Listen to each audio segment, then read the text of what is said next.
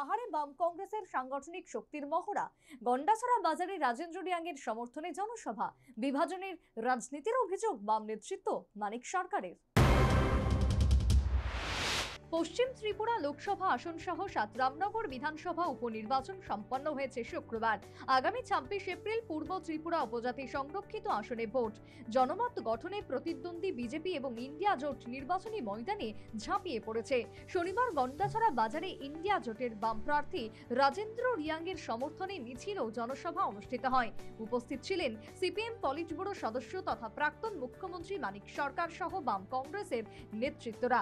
জনসভায় বক্তব্য রাখতে গিয়ে প্রাক্তন মুখ্যমন্ত্রী মানিক সরকার অভিযোগ করেন, ব্রিটিশ সাম্রাজ্যবাদের যে কায়দায় আমাদের দেশকে লুট করেছিল, যে কায়দায় স্বাধীনতাকামী আন্দোলনকে স্তব্ধ করার চেষ্টা করেছিল, তার থেকে শিক্ষা নিয়ে জাতি ধর্ম বর্ণের নামে মানুষে মানুষে বিভাজন তৈরি করে ক্ষমতায় টিকে থাকতে চাইছে বিজেপি। এতে সাহায্য করছে আরএসএস, বিশ্ব হিন্দু পরিষদ, বজরং দল। লক্ষ্য একটাই, ক্ষমতায় টিকে থাকা। ধর্মের কথা বলে, সম্প্রদায়ের কথা বলে বিজেপি, আরএসএস, বিশ্ব হিন্দু পরিষদ, বজরং দল এরা মানুষকে বিভক্ত করার চেষ্টা করছে।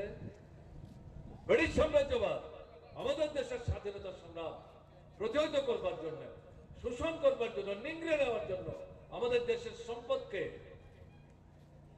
তারা যে কায়দা, যে কৌশল অবলম্বন করেছিল, ব্রিটিশ সাম্রাজ্যবাদের কাছ থেকে শিক্ষা নিয়ে এই সর্বনাশা পদ্ধতি বিজেপি আমাদের দেশে এবং ত্রিপুরাতে বিজেপি সরকার এটাকে প্রয়োগ করার চেষ্টা করছে।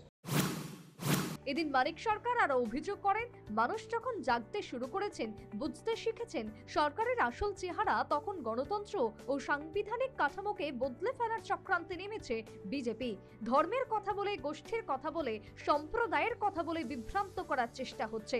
এতে কাজ না হলে চলছে হুমকি ধমকি। ধর্মের কথা বললে তো পেটের কথা নিবৃত্ত হবে না, সম্প্রদায়ের কথা বললে তো লজ্জার কাপড় আসবে না, অসুস্থ হলে পরে ওষুধ পাওয়া যাবে না।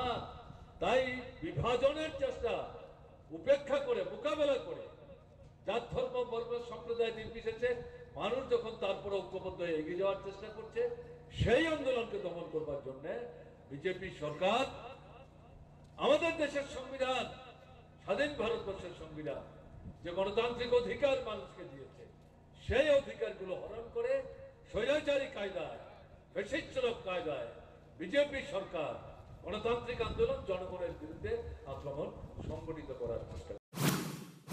এদিন পূর্ব ত্রিপুরা আসনের বাম প্রার্থী রাজেন্দ্র রিয়াংয়ের সমর্থনে আয়োজিত জনসভায় অন্যান্যদের মধ্যে বক্তব্য রাখেন নরেশ জমাতিয়া, ললিত ত্রিপুরা, শব্দকুমার জমাতিয়া প্রমুখ। Bureau report, news vanguard.